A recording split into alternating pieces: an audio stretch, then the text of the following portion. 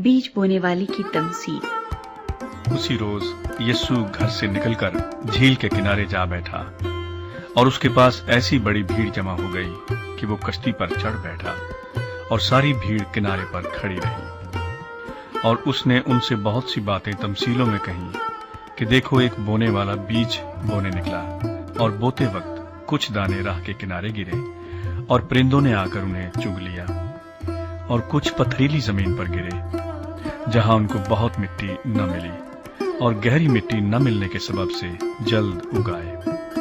और जब सूरज निकला तो जल गए और जड़ न होने के सबब से सूख गए। और कुछ झाड़ियों में गिरे और झाड़ियों ने बढ़कर उनको दबा लिया।